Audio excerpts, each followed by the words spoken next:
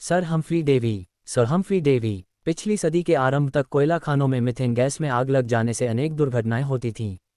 इन दुर्घटनाओं का कारण मुख्य रूप से वे लैंप थे जो खानों में रोशनी करने के लिए प्रयोग होते थे।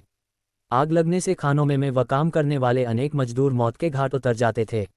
आग लगने की इन दुर्घटनाओं से मुक्ति दिलाई सर हम्फ्री डेवी के अभेद्य सेफ्टी लैंप ने, जिसका आविष्कार उन्होंने सन 1815 में किया था। डेवी उन दिनों ब्रिटेन के जाने माने रसायनज्ञ थे। उन्होंने इस समस्या पर विचार किया और एक ऐसा सुरक्षित लैंप विकसित करने का इरादा किया जो ऑक्सीजन को तो अंदर ले सके, लेकिन उसकी लौ से पैदा होने वाली गर्मी के कारण कोयला खानों में आग न लगे। उन्हें पता था कि किसी भी लैंप की लौ को जलने के लिए ऑक्सीजन का होना अनिवार्य है, लेकिन लौ से निकलने वाली ऊष्मा के कारण इसके चारों ओर उपस्थित ज्वलनशील गैस में सामान्यतः आग लग जाएगी। उनके मस्तिष्क में यह विचार आया कि रयात तेल से जलने वाली लैंप की लौ को किसी तार की जाली से चारों ओर से घेर दिया जाए तो आग लगने की समस्या से छुटकारा पाया जा सकता है। उन्हें पता था कि जाली में से लौ तक वायु तो पहुंच सकती है, लेकिन लौ से पैदा होने वाली गर्मी बाहर की गैसों के संपर्क में आने से पहले ही जाली के तार की ऊष्मा चालकता के कारण समाप्त हो जाएगी। इस प्रकार की व्यवस्था में लैंप से निकलने वाला प्रकाश तो थोड़ा सा जरूर कम हो गया, लेकिन जाली से निकलने वाला प्रकाश खानों में काम करने वाले मजदूरों के लिए फिर भी काफ़ी था। डेवी द्वारा निर्मित इस प्रकार के लैंप आज भी प्रयोग किए जाते हैं। यद्यपि विद्युत बल्ब के आविष्कार के बाद इनका प्रयोग काफ़ी कम हो गया है। आजकल इन लैंपों का प्रयोग मुख्य रूप से खतरनाक गैसों की उपस्थिति का पता लगाने के लिए किया जाता है, क्योंकि इन लैंपों की लौ पर ज्वलनशील गैसों का प्रभाव पड़ता है। सन हम्फ्री डेवी के आविष्कार केवल अभेद्य तक ही सीमित नहीं थे। उन्होंने अपना वैज्ञानिक जीवन सन 1797 से आरंभ किया। इन्होंने अपने को जोखिम में डालकर रोगियों को बेहोश करने के लिए काम में आने वाले पदार्थ नाइट्रस ऑक्साइड यानी लॉफिंग गैस पर बहुत से अनुसंधान किए। इन्होंने गैस की कुछ मात्रा तैयार की और उसे एक रेशमी थैले में बंद कर नाक को बिना बंद किए उसमें आधे मिनट तक सांस ली। पहले उन्हें चक्कर आने लगा और बाद में वे अचेत हो गए। गैस में कुछ और अधिक देर तक सांस लेने के बाद उन्हें ऐसा लगा जैसे वे हंस रहे हों। उन्हें यह अवस्था बहुत ही आनंददायक लगी।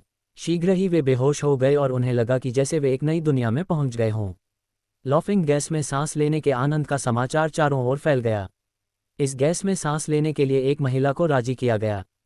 कुछ देर सांस लेने के बाद वह युवती मकान से बाहर निकलकर दौड़ लगाती हुई एक कुत्ते के ऊपर से कूद गई। सौभाग्यवश उसे एक व्यक्ति ने पकड़कर बचा लिया। इस गैस के आविष्कार के साथ डेवी का यश लंदन तक फैल गया।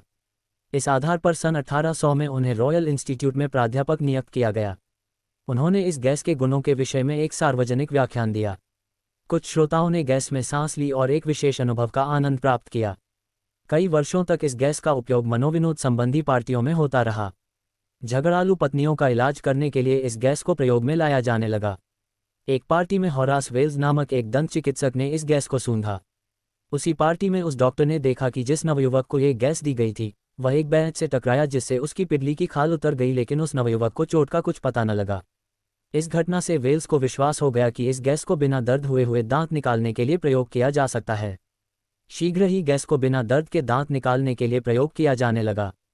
इतना ही नहीं, बाद में अनेक सर्जन ऑपरेशन के लिए इस गैस को मरीजों को बेहोश करने के लिए प्रयोग करने लगे। आज भी इस गैस का व्यापक रूप से इस काम के लिए प्रयोग होता है। लंदन के रॉयल इंस्टीट्यूशन के अनुसंधानकर्ता और वैज्ञानिक के रूप में उनकी ख्याति विश्व भर में फैल गई। उन्होंने धातु रंजन, कृषि रसायन और वोल्टीय सेलों पर काफ़ी अनुसंधान किए, जिनसे उन्हें और भी अधिक मान्यता प्राप्त हुई। सन 1860 में उन्होंने सोडियम और पोटेशियम को विद्युत विश्लेषण द्वारा प्राप्त किया और सन 1809 में इसी विधि से उन्होंने दूसरी धातु प्राप्त की। सुहागिक बोरक्स को पोटाशियम के साथ गर्म करके उन्होंने बोरोन प्राप्त की। उन्होंने क्लोरीन की रंग उड़ाने की क्रिया को समझाया और यह सिद्ध किया कि क्लोरीन एक तत्व है।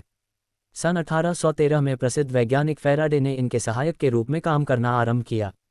इसी वर्ष ये दोनों यूरोप की यात्रा पर निकले। इस यात्रा के दौरान इन्होंने आयोडीन का अध्ययन किया और यह सिद्ध किया कि हीरा कार्बन का ही एक रूप है। बाद के वर्षों में फैराडे के साथ इनके द्वारा किए गए अनुसंधान मुख्यतः विद्युत चुंबकत्व से संबंधित थे। बाद में इन दोनों वैज्ञानिकों में काफ़ी मतभेद हो गया था। डेवी ने एलिमेंट्स ऑफ केमिकल फिलॉसफी नामक पुस्तक का प्रथम खंड प्रकाशित कराया। इन्होंने ज्वालामुखियों के फटने और समुद्री पानी में तांबे की उपस्थिति के संबंध में भी अध्ययन किया। डेवी को अपने जीवन काल में अनेक सम्मान और पुरस्कार प्रदान किए गए। सन 1812 में इन्हें सर की उपाधि से विभूषित किया गया। सन 1820 में इन्हें रॉयल सोसाइटी का अध्ययन चुना गया।